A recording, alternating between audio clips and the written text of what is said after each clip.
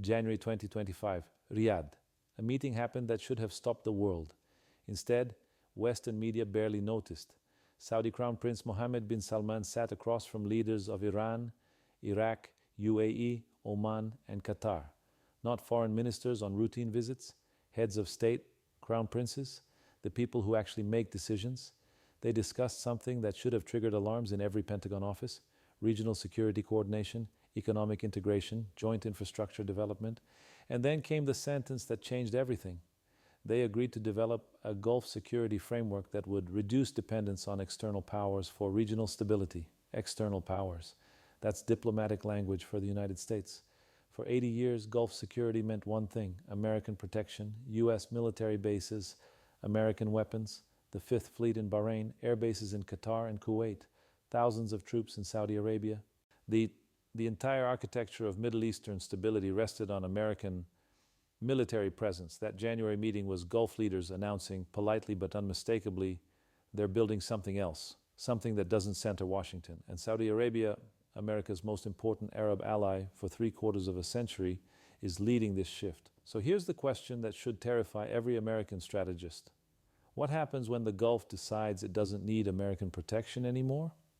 Because that's not hypothetical, that's happening right now in 2025. Let me show you the numbers first, because the economic realignment is staggering. In 2016, the United States was Saudi Arabia's second largest trading partner. Bilateral trade hit $37 billion annually. By 2025, U.S.-Saudi trade has declined to roughly $30 billion. China-Saudi trade over $106 billion. China isn't just Saudi Arabia's largest trading partner. They're trading 3.5 times more with Beijing than with Washington. But it's not just volume, it's what they're trading and how. Saudi Arabia sells oil to China increasingly in yuan rather than dollars. China sells Saudi Arabia everything from consumer electronics to the infrastructure building their futuristic megacities. The entire relationship is self-contained. Dollars are increasingly optional. This matters profoundly because the Saudi-American relationship was built on a specific exchange: oil for security. Saudi Arabia ensured oil supplies to the West and priced that oil in dollars. America provided military protection and weapons. It was transactional, it was clear, it worked for decades. But in 2025, the terms have fundamentally changed. March 2023, Beijing, that's when you could see the foundation cracking publicly. China brokered a Saudi-Iran rapprochement that shocked Western capitals. For 44 years, Saudi Arabia and Iran had been bitter rivals. They fought proxy wars across Yemen, Lebanon, Syria, Iraq, Bahrain. The sectarian divide, the geopolitical competition, it all seemed insurmountable. American strategy relied on this rivalry. Keep them at each other's throats, and both would need American support, American weapons, American diplomatic backing. The rivalry made America indispensable. But in March 2023, Saudi and Iranian foreign ministers shook hands in Beijing and announced restored diplomatic relations, not in Washington, not through American mediation, through Chinese facilitation. And in 2 years since, that rapprochement has deepened into coordination. By 2025, Saudi Arabia and Iran hold regular ministerial meetings. They coordinate on oil policy through OPEC. They've launched joint working groups on regional security and counterterrorism. The Saudi foreign minister has visited Tehran 5 times since 2023. The Iranian foreign minister has been to Riyadh 4 times. This isn't just normalization, this is the foundation of a regional order that doesn't require American management, because those tensions are being managed by Saudi Arabia and Iran themselves. And once you don't need America to manage the region's most important rivalry, what exactly do you need America for? Let me show you what's happening militarily. Saudi military spending peaked at about $70 billion annually in the mid-2010s, much spent on American weapons, F-15 fighters, Apache helicopters, Patriot missile defense, Abrams tanks. The Saudi military ran on American equipment, creating dependency. By 2025, Saudi military procurement has dramatically diversified. They're buying Chinese drones. They've discussed manufacturing ballistic missiles domestically. With Chinese assistance, they're exploring Russian air defense systems. But more significantly, Saudi defense spending is declining. By 2025, it's down to about $50 billion annually. That's a 30% reduction. Why? Because if you're not preparing for war with Iran, you don't need to arm yourself to the teeth. Peace dividend. And crucially, the Yemen war has essentially ended, not through American mediation, through Saudi-Iranian coordination. The war that killed over 400,000 people, that devastated Yemen, that drained Saudi resources for 8 years, wound down because Saudi Arabia and Iran decided to end it. By late 2024, substantive ceasefire negotiations were underway. By early 2025, prisoner exchanges happen regularly. Reconstruction discussions begin. American officials spent years trying to broker peace in Yemen. Countless diplomatic initiatives all failed. Then Saudi Arabia and Iran coordinated directly, and the war ended within 18 months. This is what American irrelevance looks like in practice. Now, the petrodollar, because this is where the foundation truly cracks. In June 2023, Saudi Arabia's long-standing petrodollar arrangement with the United States quietly expired. There was no formal treaty to renew, no dramatic announcement. But since 1974, there had been an understanding. Saudi oil would be priced exclusively in dollars. That understanding ended. By 2025, roughly 25% of Saudi oil exports to China are priced and settled in yuan. That's approximately 1.8 million barrels per day, worth about $50 billion annually, trading outside the dollar system entirely. Saudi Aramco has issued yuan-denominated bonds. Saudi Arabia has established yuan clearing houses in Riyadh. Chinese banks operate freely in the kingdom. The infrastructure for a post-petrodollar Saudi economy is being built in real time. And here's what makes this irreversible. It makes economic sense. Why should Saudi Arabia price oil to China in dollars when China pays in yuan, and Saudi Arabia uses those yuan to buy Chinese goods? The dollar is an unnecessary middleman creating currency risk and transaction costs. Each percentage point of Saudi oil trade that shifts from dollars to yuan represents billions in reduced structural demand for dollars. And Saudi Arabia is the world's largest oil exporter. When they diversify pricing, the entire petrodollar system cracks. Let me show you China's role specifically. China isn't just buying Saudi oil. China is building Saudi Arabia's future. Vision 2030, Crown Prince Mohammed bin Salman's ambitious modernization program, relies heavily on Chinese investment and technology. Chinese companies are building entire cities in Saudi Arabia. NEOM, the $500 billion futuristic city project, has Chinese construction firms as primary contractors. Chinese technology companies are installing 5G networks across the kingdom. Chinese EV manufacturers are setting up plants. By 2025, Chinese investment commitments in Saudi Arabia exceed $100 billion across infrastructure, technology, renewable energy, and manufacturing. American investment? A small fraction of that. Saudi Arabia needs technology transfer and investment to diversify away from oil dependence. China provides both without conditions. No lectures about human rights, no demands for democratic reform, just business. America, constrained by domestic politics and concerns about technology transfer to authoritarian governments, can't or won't provide the same unconditional partnership. So Saudi Arabia goes to China, and each mega project built by Chinese firms strengthens the Saudi-China relationship and weakens the Saudi-American one.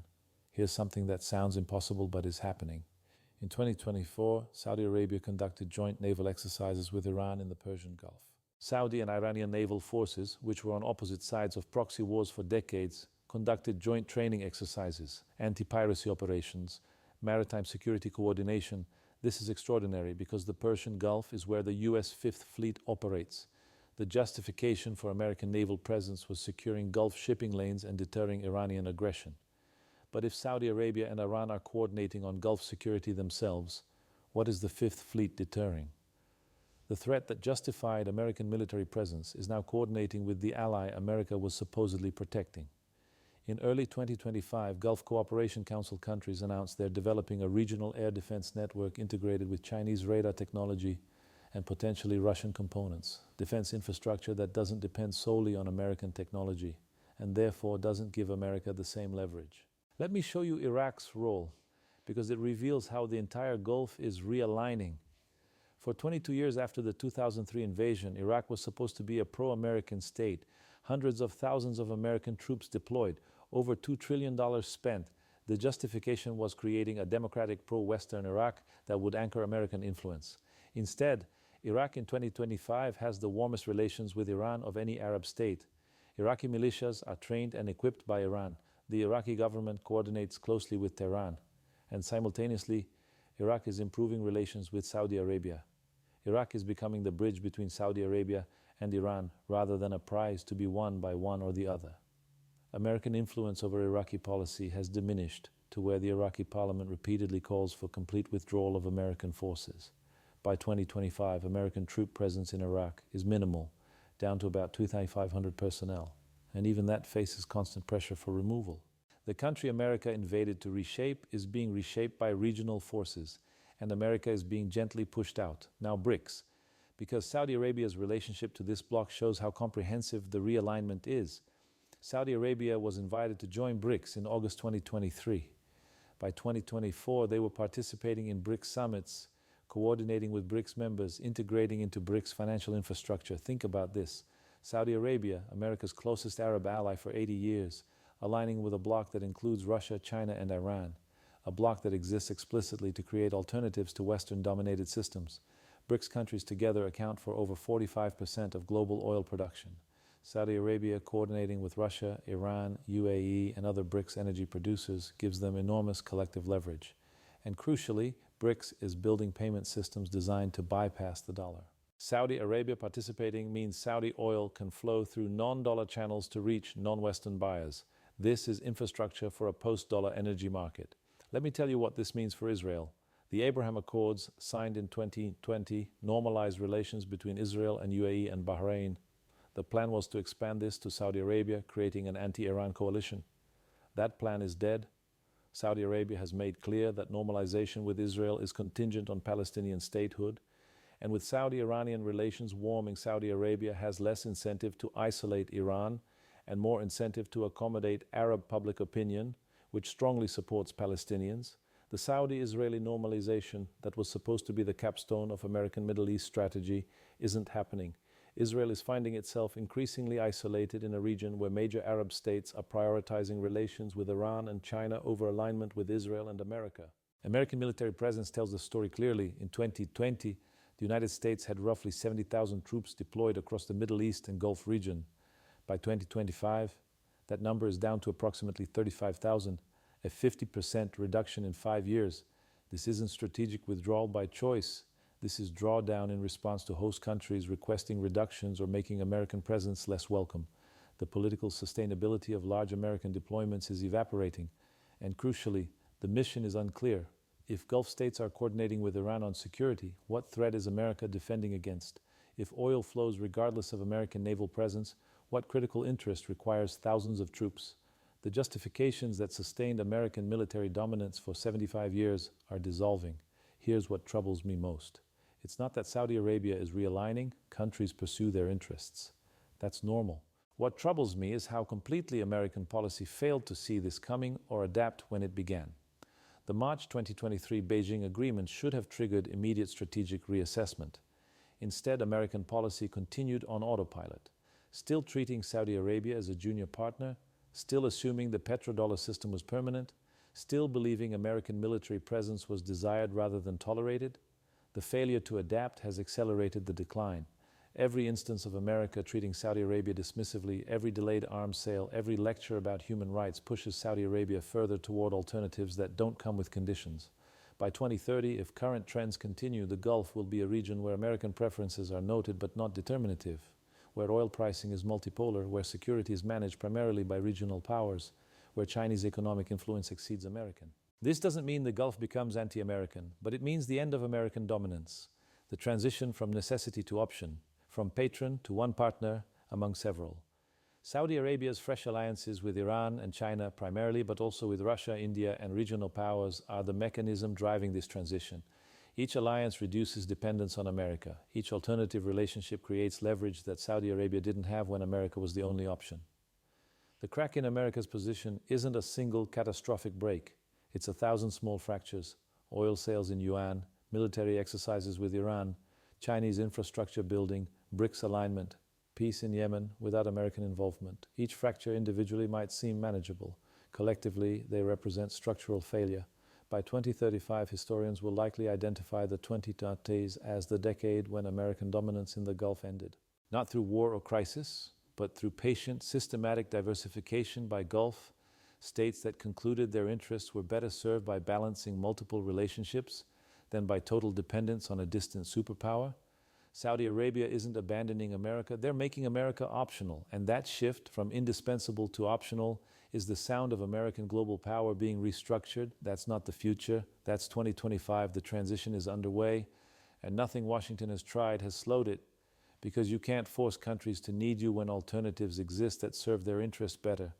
The Gulf is choosing, and increasingly they're choosing, a multipolar future over American unipolarity. We're watching it happen in real time, and the crack in America's position isn't closing.